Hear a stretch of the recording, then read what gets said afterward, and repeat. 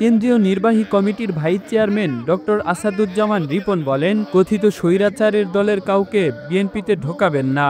তিনি আরও বলেন, আওয়ামী লীগ জিন্দেগিতেও আর বাংলাদেশের রাজনীতিতে পুনর্বাসিত হবে না। আর তাই আগামী দিনে শহীদ জিয়ার আদর্শের সৈনিক এবং তারেক জিয়ার নির্দেশেই বিএনপি করতে হবে।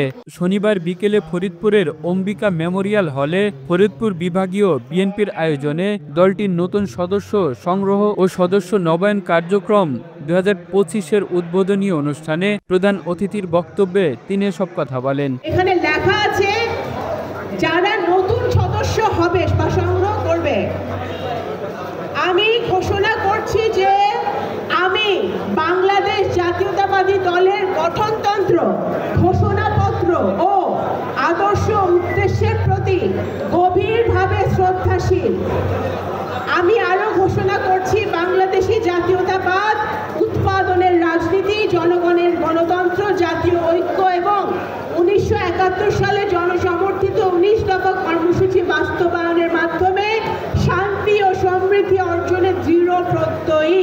অনুষ্ঠানে সভাপতির বক্তব্যে কেন্দ্রীয় বিএনপির ফরিদপুর বিভাগীয় সাংগঠনিক সম্পাদক শ্যামা ওবায়দ ইসলাম রিঙ্কু বলেন, জিয়ার একজন সাচ্চা কর্মী হতে ন্যূনতম যোগ্যতা থাকতে হবে। এজন্য বিএনপির প্রতি আগ্রহ ও নীতি আদর্শে বিশ্বাসীদের সদস্য বানাতে হবে। ডক্টর মোহাম্মদ ইউনূসের সঙ্গে তারেক জিয়ার বৈঠকের প্রসঙ্গে তিনি বলেন, প্রত্যেকটি রাজনৈতিক দলের প্রধানদের সঙ্গে প্রধান উপদেষ্টা বসেছেন।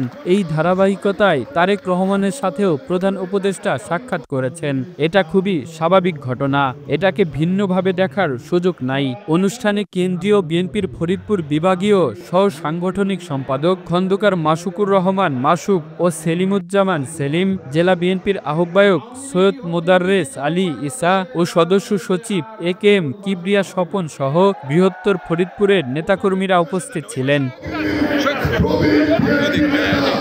Kamrul Islam, the news Bangladesh, national desk. নোবেলের মধ্য দিয়ে আজকের এই অনুষ্ঠানে